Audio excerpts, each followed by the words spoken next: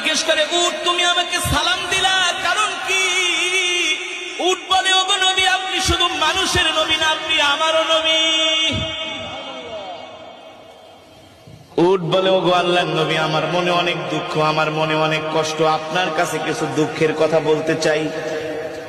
কি বলতেছে উট? কে বলতেছে?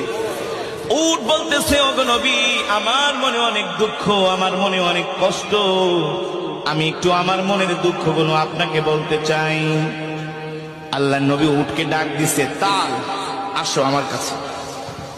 উট আল্লাহর নবীর কাছে আসলেন। এসে উটের মুখটা আল্লাহর নবীর কানের কাছে নিয়ে মনের সব দুঃখগুলো বলতে লাগলেন।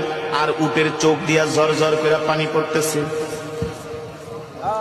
উট বলে, ওগো আল্লাহর নবী, দেখেন আমার বয়স হয়ে গেছে, আমি আগের মতো বোঝা বাইতে পারি না, আগের মতো আমি বোঝা বহন করতে পারি না, এই কারণে আমার মালিক আমাকে ঠিক মতো খাওয়া দাওয়া দেয় না, আমাকে খাবারে কষ্ট দেয়। শুধু এটাই না, আমার মালিক আমাকে জবাই করার জন্য দেখেন একটা ছুরি নিয়ে আসছি, একটু পরে আমার মালিক আমাকে জবাই করে দিবে। আল্লাহু আকবার, জোরে বলেন আল্লাহু আকবার।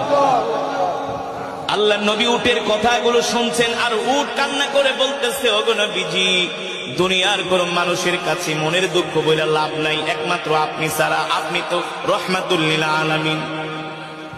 আল্লাহর নবী প্রশ্ন করে, উট, আমি তোমার জন্য কি করতে পারি?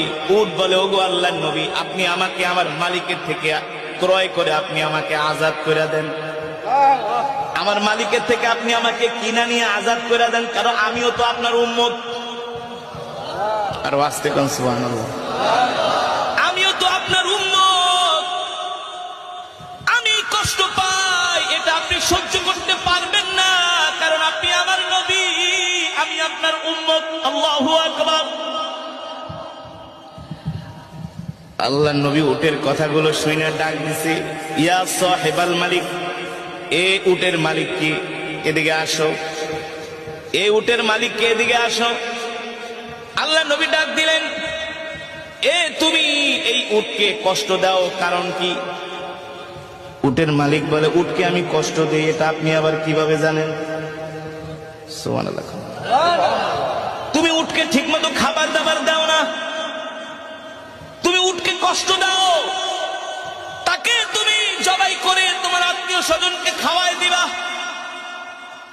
উটের মালিক বলে,